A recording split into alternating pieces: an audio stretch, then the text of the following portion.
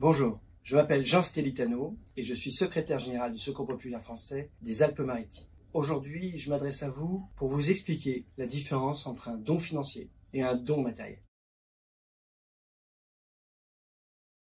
Aujourd'hui, en ce début du mois de mars, les dons sont orientés vers les réfugiés ukrainiens, qu'ils soient encore en Ukraine, cachés ou sous le feu des bombes, soit les Ukrainiens qui ont réussi à se déplacer soit dans le pays, soit à l'extérieur du pays, en Pologne, en Roumanie, Moldavie, et qui vont tôt ou tard arriver sur le territoire français pour certains. Avec ce conflit qui vient de démarrer en Ukraine, des milliers, voire des centaines de milliers de personnes sont aujourd'hui sur les routes, en train de fuir les chars et les bombes. Aujourd'hui, il est important que nous apportions un soutien à ces personnes qui soit restent sur le pays, en se mettant à l'abri dans les campagnes, soit en prenant la dure décision de tout abandonner derrière eux et d'aller émigrer vers les pays d'accueil que sont la Pologne, la Roumanie, la Moldavie. Mais aussi, dans un deuxième temps, vers des pays comme le nôtre, où déjà aujourd'hui des réfugiés arrivent sur les Alpes-Maritimes.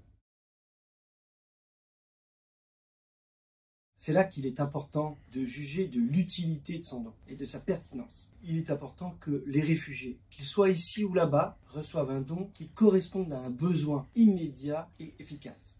Donc c'est vrai qu'aujourd'hui, quand on fait des dons matériels, on donne ce que l'on a, mais ce ne sont pas nécessairement des biens qui sont adaptés aux besoins des réfugiés. Et la plupart du temps, les besoins sont pas servis puisque personne ne vient donner des transistors, personne ne vient donner des piles neuves, personne ne vient donner des talkie-walkie. Or, ce sont ça dont ont besoin les réfugiés quand ils sont en Ukraine ou dans des pays ou des zones où il n'y a pas de difficulté d'avoir de l'électricité. Donc effectivement, la difficulté du don matériel par rapport au don financier, c'est qu'on donne sans nécessairement cibler les besoins réels de la personne. Un autre exemple, lorsqu'on livre des produits avec un emballage où il est écrit en français, en anglais, français, allemand, et bien pour un Ukrainien, c'est pas nécessairement des choses qu'il peut lire. Et donc on l'a vu par le passé au Kosovo, on peut se retrouver avec des produits qui sont laissés de côté, qui ne sont pas utilisés, parce que tout simplement les gens sont incapables de dire ce qu'il y a dedans, est-ce qu'ils peuvent le consommer, est-ce qu'ils peuvent l'utiliser, ou comment l'utiliser.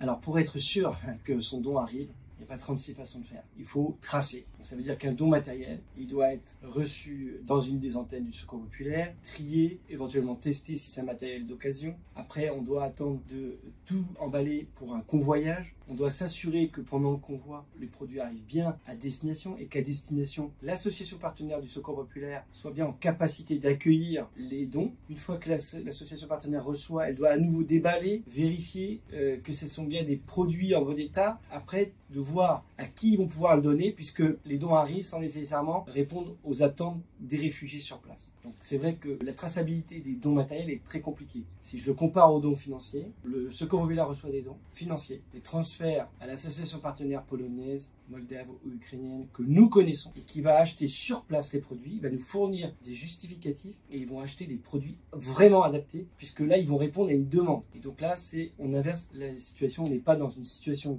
d'offre, mais là on est dans une situation de demande, et donc le don financier sera beaucoup plus pertinent et beaucoup plus facile à tracer que le don matériel. Vous l'avez compris, il y a beaucoup de manutention et des risques d'éperdition.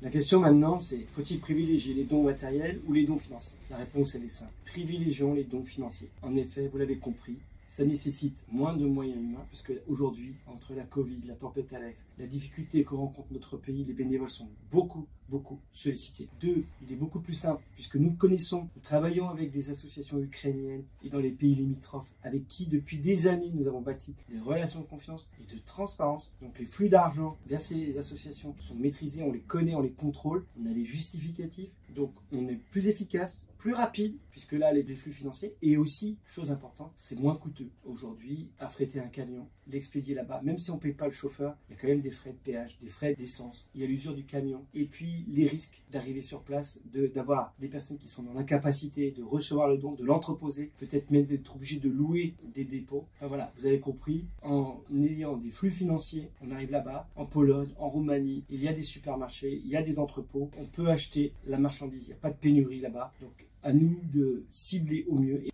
pour en finir, privilégions les dons financiers. Vous avez plusieurs façons de donner. Soit vous allez dans une des antennes du Secours populaire et vous faites un chèque, vous donnez des espèces, on vous donnera un reçu, éventuellement même un reçu fiscal qui vous permettra de déduire jusqu'à 75% en crédit d'impôt. Ça, c'est la première solution. La deuxième solution, c'est d'aller sur le lien qui est joint avec cette vidéo, qui va vous permettre de payer par carte bleue. Encore merci pour votre soutien, merci pour cette solidarité, fier d'être avec cette association de Secours populaire, fier d'être en France avec cette générosité qui s'exprime au quotidien. Merci.